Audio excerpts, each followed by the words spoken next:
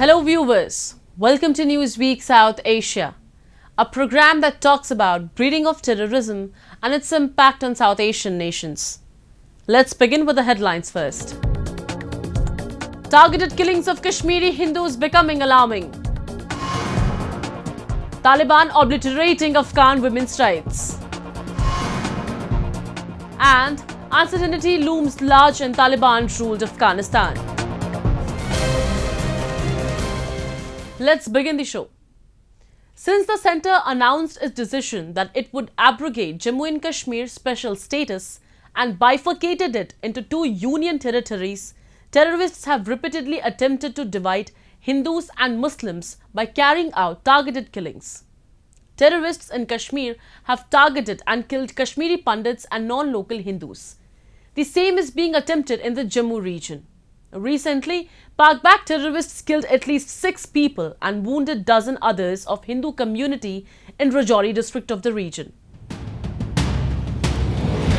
On January 1st around 7 p.m., 2 heavily armed terrorists made their way through the forests and barged into 3 houses of the Hindu community and opened fire at those residing inside. This incident happened in Rajouri district of India's Jammu and Kashmir. Terrorists reportedly first verified the victims' identities using their Aadhaar cards. 10 people were shot, 4 of them were taken to the hospital and declared dead. Just a day after this dastardly terror attack, a blast occurred near the house of one of the victims of first incident. As per police officials, an IED was planted by the terrorists. The explosion claimed the lives of 2 children, including a 5-year-old boy and another young child, and injured 4 others. इस हमले में 4 लोगों की death हुई है और 6 और injured हैं। सभी इंजर्ड की हालत अभी स्थिति सामान्य है और उनका इलाज चल रहा है। कुछ इलाज रजौरी के हॉस्पिटल में चल रहा है, कुछ लोगों का इलाज जम्मू के हॉस्पिटल में चल रहा है। इसके बाद आज सुबह जब तलाशी चल रही थी तब एक और यहाँ पे धमाका हुआ। ऐसा लगता है कि आईडी बहुत तरीके से किसी बोरे के नीचे प्लांट की गई थी जिसके अंदर धमाका हुआ। उस पे एक बच्चे की डेथ हुई है और 7 लोग और इंजर्ड हैं उसमें। The attack followed the killing of 4 suspected Pakistani Lashkar-e-Taiba terrorists in an hour-long shootout on December 28 and the discovery of an improvised explosive device on December 26. Since the centre announced its decision that it would abrogate Jammu and Kashmir's special status and bifurcate it into 2 union territories, terrorists have repeatedly attempted to divide Hindus and Muslims by carrying out targeted killings. Terrorists in Kashmir have targeted and killed Kashmiri Pandits and non-local Hindus. The same is being attempted in the Jammu region. However, local Muslims showed a great deal of support for Hindus and Pandits when terrorists attacked Kashmiri Pandits and non-locals in 2021. Muslims condemned the terrorist conduct and chastised them for killing unarmed civilians.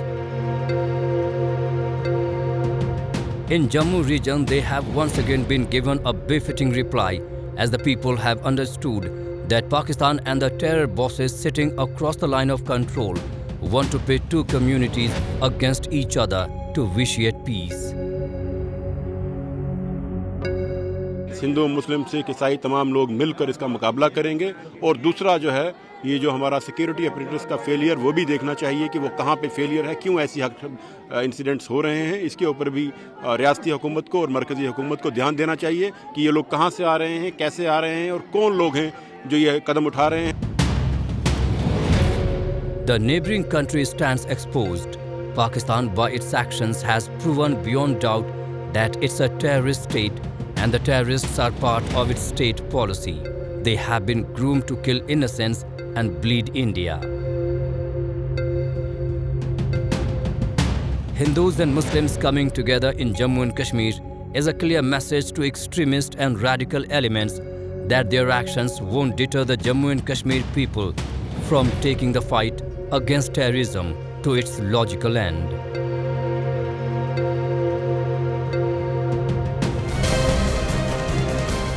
Pakistan has tried to represent itself as a victim of terrorism. Pakistan claims to have made significant sacrifices to exterminate the terror and violence that plagued the nation. The truth is that a new, more radicalized society has already begun to emerge as a result of the unholy alliance between the military establishment, civil government, and Islamic clerics in Pakistan. When some of the most wanted terrorists in the world have been found sheltering there, how has Islamabad managed to play the victim? Let's take a look at some of the politics that are going on. If you have snakes in your backyard, you can't expect them to bite only your neighbors. Eventually, they will bite the people who keep them in the backyard. Indian External Affairs Minister Jaishankar recently criticized Pakistan for harboring terrorists and reminded the country that it will have to face the effects of homegrown extremism. Unfortunately, Pakistan, as expected, has not heeded Jaishankar's advice and is suffering the consequences. Several jihadi outfits, who had always been priceless assets of the Pakistani government and military, have now emerged as a serious security threat for Islamabad. This potential threat was first identified 8 years ago, when the intensity and cruelty of the attack on the Army Public School in Peshawar by the Taliban shocked the entire world. Pakistan has since witnessed many more attacks on educational institutes, such as the 2016 assault on the Bacha Khan University and the burning down of schools in Gilgit-Baltistan's Daimar district in 2018. Last year's Taliban victory in Kabul, which was facilitated by Islamabad, emboldened several Islamist groups in Pakistan, including the TTP. Following the surge in several terror attacks claimed by the TTP, the Pakistani government has also attempted to reach an agreement with the jihadist group. However, last month, the TTP ended the month-long ceasefire agreement with Pakistani authorities and began launching terrorist attacks again all over the country. Pakistan always believes that the neighborhood should be unstable. Given this belief, Pakistan has always thought that if the Taliban of Afghanistan comes to power in Kabul, it will benefit from the same. However, it has not realized so far that if you breed instability in other countries, that instability can have a backlash in your own country. Several analysts inside and outside of Pakistan have criticized the Pakistani government for giving concessions to the Taliban Pakistan. These analysts have opined that Pakistan's morally impractical practice of negotiating with the radical groups legitimizes terrorist aims. Successive governments in the Islamic Republic have always flirted with dangerous religious fanatics festering across Pakistan and aiding the growth of international terror organizations. These terror organizations have now mutated into two categories. One wing targets democracies like India, the United States, and the European Union, while the other practices a violent insurgency in Pakistan itself to establish a puritanical, violent order that intends to wipe out the last vestiges of civilized Pakistani society. Pakistan has lost thousands of lives in the country, but still, the country has not changed its strategy. Failing to persecute several leaders of UN-proscribed terror groups, and even going as far as to ensure their protection, Pakistan is directly assisting the burgeoning Islamic terrorist threat in the country. Pakistan has long failed to take appropriate action to combat terrorism within and outside of the country. The country is now facing the consequences of its inaction, and those suffering the most continue to be Pakistani citizens.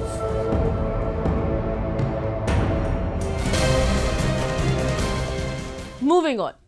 Afghanistan continues to witness terror attacks and there is no peace, despite the takeover by the Taliban. The people are dying in violence perpetrated by other terror groups like the Islamic State. The country welcomed the new year by witnessing a series of attacks and counterattacks. We have a report. The year 2023 in Afghanistan begins with bloodshed and violence. An explosion occurred outside the military airport in Kabul city, in which 10 people were killed and 8 others were injured. The explosion site is located on Airport Road, which connects to neighborhoods with high levels of security and is home to government agencies, foreign embassies, and the presidential palace.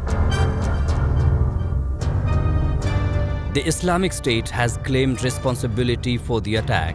Such horrific incidents indicate the rising uncertainty in the war-torn nation. In 2022, the reason you saw, I wouldn't say an uptick of violence, but you saw so many blasts and things happening, is because remember the Taliban was never one homogeneous group. It was always composed of a traditional tribal confederacy, which is what all Afghan empires in the past have also been. Essentially a traditional tribal confederacy with some semblance of central rule. And in this kind of a scenario, you will always have, rebellious warlords, rebellious factions. According to the Armed Conflict Location and Event Data Project, the anti-Taliban armed groups known as National Resistance Front have ramped up attacks on Taliban forces. ACLED has recorded over 300 battles between NRF and Taliban in the first 6 months of 2022. The National Resistance Front of Afghanistan is a military alliance of former Northern Alliance members and other anti-Taliban fighters loyal to the Islamic Republic of Afghanistan.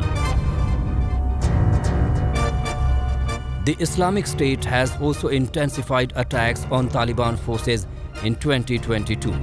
A recent upswing in IS activity reversed a decrease in early 2022 that came as Taliban forces conducted operations against Islamic State militants. Perpetrators of violence targeting civilians are often unidentified. A third of all incidents last year were committed by unknown actors. Targets of these attacks included journalists, civil society activists, and former security personnel.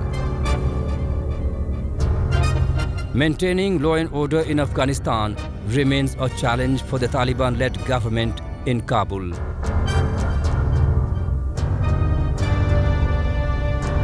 The police ability, the military ability has always been extremely low to enforce law, and development is still on, non-existent. Mostly it's tribal norms out there. So this was number one.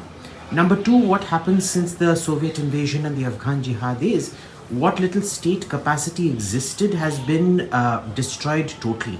It's a broken society, and broken societies, conflict societies, tend to have very high criminality.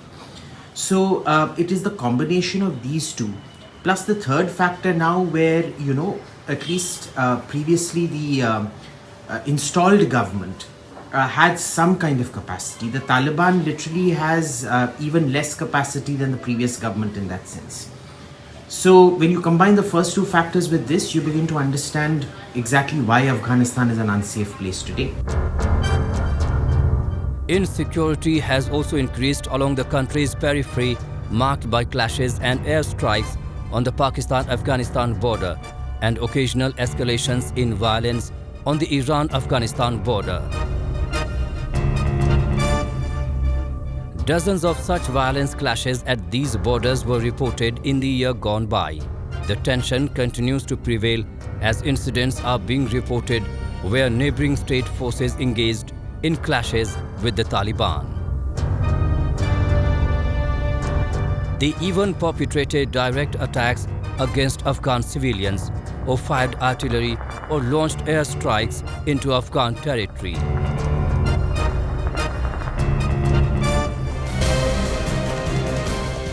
Taliban rule has had a devastating impact on Afghan women.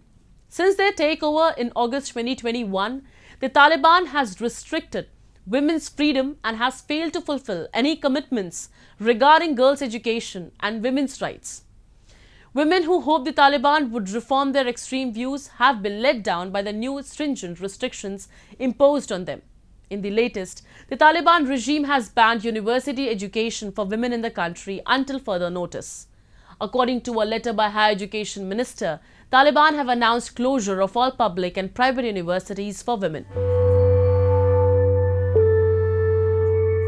Rafat and Hasti, these two university students in Kabul, are heartbroken as their dreams have been shattered after the Taliban-run administration suspended women from tertiary education. Rafat and Hasti are worried about their futures as all their hopes, plans, and dreams have been shattered. وقتی که سنفیای من برای من گفتن خب واقعا خیلی گریه کردم. من دفعتا موادهای درسی همه پیش رویم بود و شب تا صبح ما همه دوستا بیدار بودیم، اصلا خواب به چشم ما نمی آمد. زمانی که صبح شد ما فکر کردیم دیگر زندگی و خانم‌ها در افغانستان وجود نداره، چون همه راه ها و چیزایی را که ما به خاطر تحقق رویاها و اهداف ما می‌پیمودیم بر ما بستن. The scenes outside universities in Afghanistan turned emotional as soon as the Higher Education Ministry announced the decision to bar women from attending classes. Many students expressed their anger at the Taliban, who swept to power in August of 2021. The Taliban initially promised that any progressive achievements would not be reversed and that their rule would be moderate. However, they have failed to live up to their promises. In Jalalabad city, for example, a protest was held outside the university. Protesters held signs and chanted slogans attempting to seek justice. The ban on women students is likely to complicate the Taliban administration's efforts to gain international recognition and to remove sanctions that are severely hampering Afghanistan's economy. The recent decision to ban women has drawn condemnation from foreign governments and the United Nations. What it is, it's clearly another broken promise from the Taliban. We have seen since their takeover, and also in the past months, just a lessening of the space for women, not only in education, but access to public areas, their non-participation in the public debate. It's another very troubling move, and it's difficult to imagine how a country can develop, can deal with all of the challenges that it has without the active participation of women and the education of women. The Taliban's decision to restrict women from education drew fierce rebuke from the G7 and even the Arab world. India also condemned the Taliban's decision and said New Delhi has consistently supported women's education in Afghanistan. The United States said that a change in policies on women's education is needed before it can formally consider recognizing the Taliban-run administration in Kabul. The reality on the ground, more than 1 year after the Taliban takeover, is dire. The Taliban has restricted the enjoyment of human rights by women and girls. This includes their right to education, movement, and peaceful assembly, as well as women's right to work. According to the United Nations, human rights violations against women and girls have increased significantly in Afghanistan since the Taliban takeover. It said the Taliban has systematically excluded women and girls from public life and has failed to fulfill its initial promises of providing rights to women within Sharia law. In May of 2022, the Taliban decreed that women must cover their faces in public and instructed them to remain in their homes, except in cases of necessity. Women are also banned from traveling long distances without a male chaperone, and unchaperoned women are increasingly being denied access to essential services. Barring women from higher education is another nail in the coffin for the long-suffering women of Afghanistan.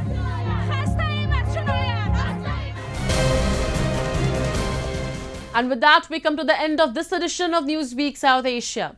We will be back next week with more news, views and analysis from the subcontinent.